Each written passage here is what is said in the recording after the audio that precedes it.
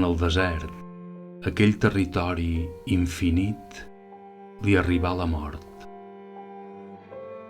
Sols, ells dos, l'amic i l'amat. El moment decisiu de la vida s'esdevé en la intimitat de l'amat. És diàleg sense paraules, brodat de tendresa, entrega decisiva i do. Únics testimonis, els ocells melangiosos que entonen antigues cançons per acomiadar el vell conegut de tantes aubades. I el món retroba la seva novetat.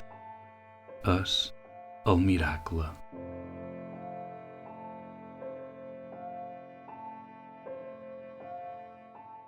Ramon Llull és avui el crit que ens desvela de la son.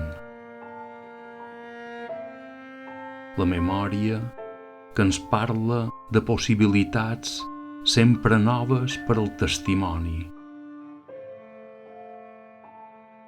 La invitació a cercar, sense defallir, camins, dreceres, ports que ens acostin al Déu, sempre antic i sempre nou, el qual hem après d'estimar massa tard.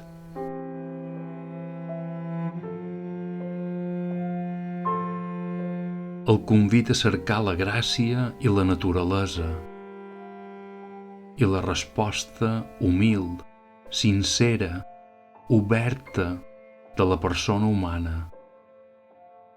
La resposta a la set de felicitat. La història d'esdevenir amics de l'amat. Somni, miracle i misteri.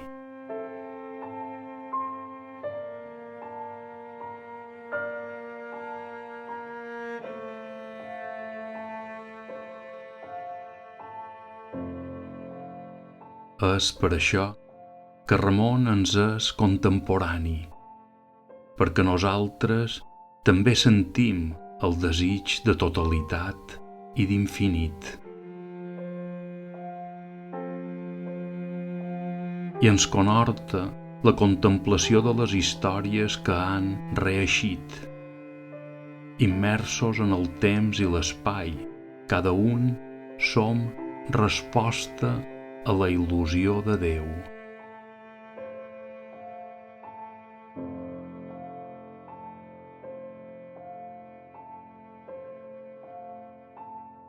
És la victòria de l'amor sobre la negativitat, la por, l'horror.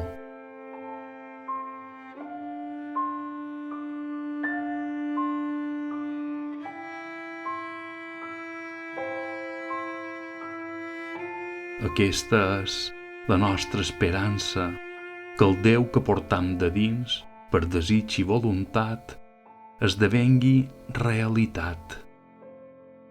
I així l'aire resti pur.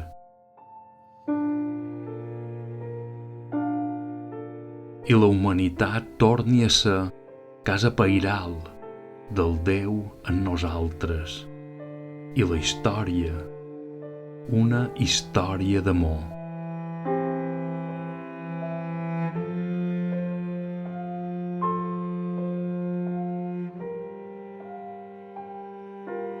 No hi ha un temps bo i un temps millor.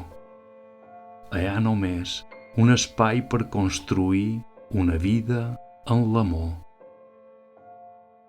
Ara i aquí, sobre la roca ferma de la confiança.